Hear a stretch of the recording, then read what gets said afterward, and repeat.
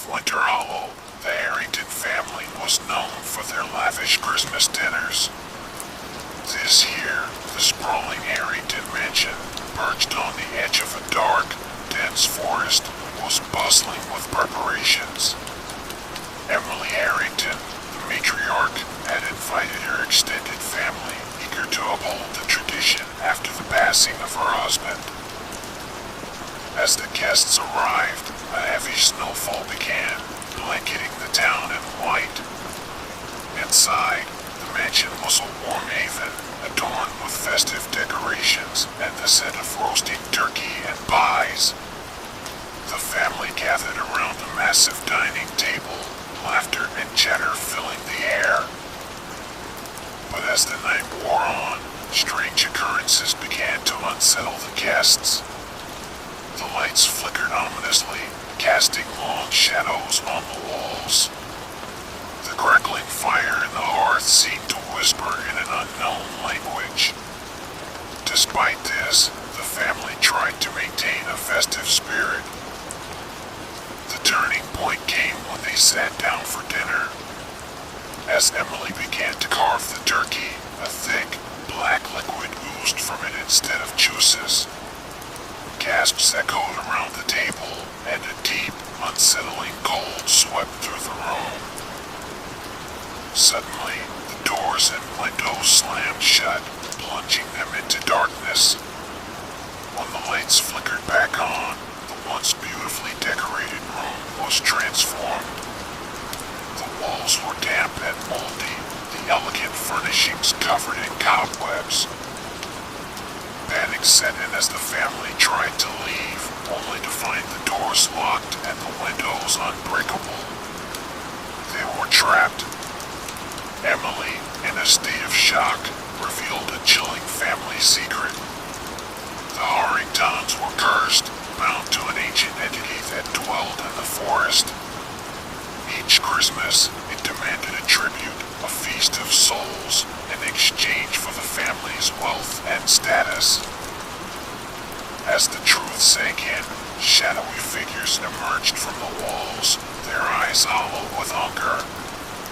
The family was surrounded, their screams echoing in the now haunted mansion.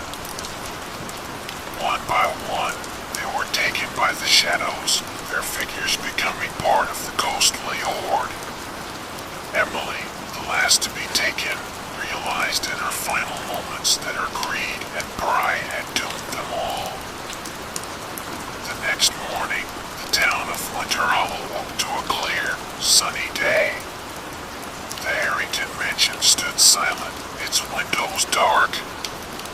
No trace of the family was ever found, and the mansion was eventually abandoned.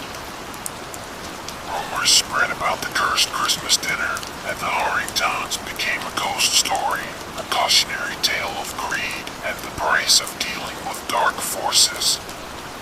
And each Christmas, the townsfolk of Winter Hollow whispered of the Feast of Shadows, where the Harringtons dined for eternity in their ghostly banquet hall. Now the second story.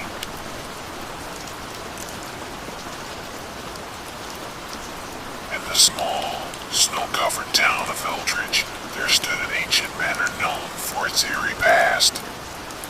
This year, the Dean family decided to spend their Christmas at Eldridge Manor, attracted by its history and the promise of a secluded holiday.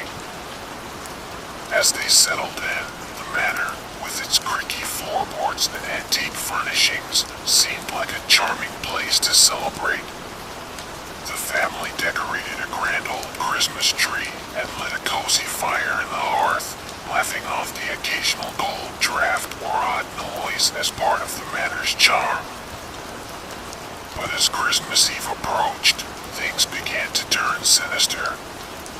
The family started noticing strange occurrences, the sound of footsteps in empty corridors, whispers in the night, and the feeling of being watched. The once enchanting Christmas tree began to wilt unnaturally, its lights flickering in a disturbing pattern. On Christmas Eve, the family gathered for dinner, trying to keep their spirits high despite the growing sense of dread. As they raised their glasses for a toast, a blood-curdling scream echoed through the manor. Rushing to the source, they found the room where the children had been playing, but the children were nowhere in sight.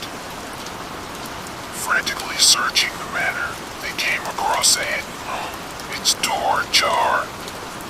Inside, they found a scene from a nightmare: old, decayed Christmas decorations and a table set for a ghostly feast.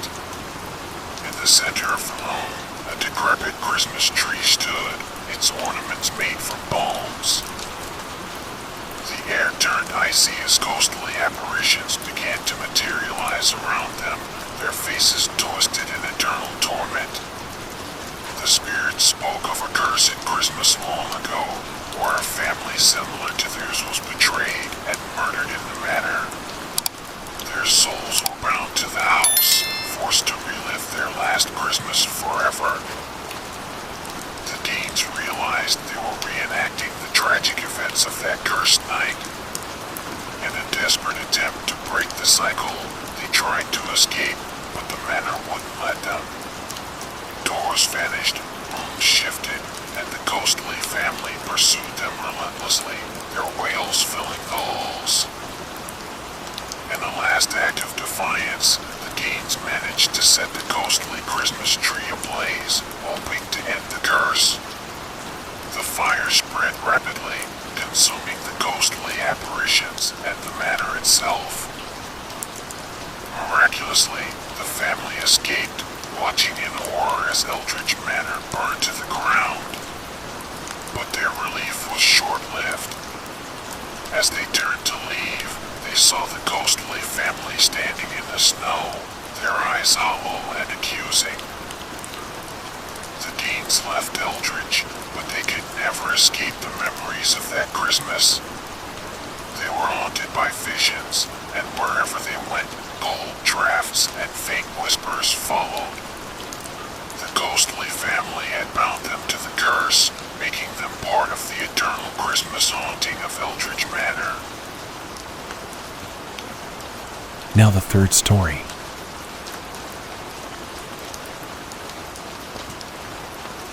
In the secluded village of Ravenswood, nestled among snow-capped mountains, an ancient tradition was observed every Christmas Eve.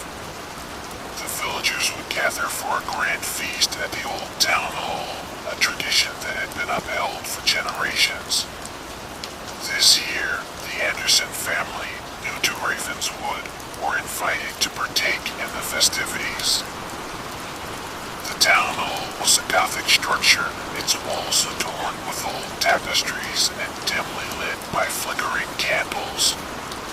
As the Andersons entered, they were greeted by the sight of a lavish banquet spread across a long oak table. The villagers, dressed in outdated attire, welcomed them with unsettling, toothy smiles. As the feast began, the Andersons tried to blend in, despite the oddity of the event. The food was unlike anything they had ever seen: exotic meats, rich gravies, and strange, vibrant fruits. There was an intensity to the flavors that was almost overpowering. Midway through the dinner, a hush fell over the hall. The head of the village, an elderly man with piercing eyes, stood up. He announced that it was time for the sacrifice of the feast. The Andersons watched in horror as two villagers brought forth a large, covered platter and placed it at the center of the table. When the cover was lifted, a sense of dread washed over the room. On the platter was a human heart, still beating, its dark blood seeping into the white tablecloth. The villagers began chanting in an unknown language, their eyes turning black as night. The Andersons realized in terror that they were not just guests, but part of a sinister ritual. They tried to flee, but found themselves rooted to their seats, an invisible force holding them back. The head of the village approached them, his eyes now glowing with a malevolent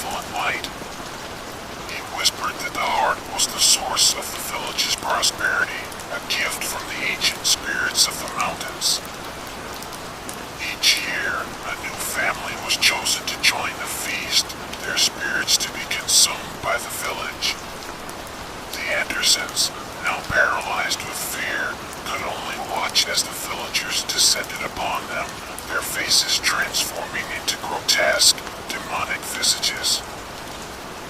As the villagers feasted, all transformed into a scene from a nightmare, shadows twisted into monstrous shapes, and the air filled with the screams of the damned. The Andersons felt their consciousness fading, their essence being drained by the ravenous spirits. When the feast ended, all returned to normal, but the Andersons were gone, vanished without a trace. The villagers cleaned up, their smiles satisfied, the ancient curse appeased for another year. In Ravenswood, the Christmas feast continued as a tradition, a night of horror hidden beneath a veneer of celebration. And each year, a new family would disappear, consumed by the feast of the forgotten.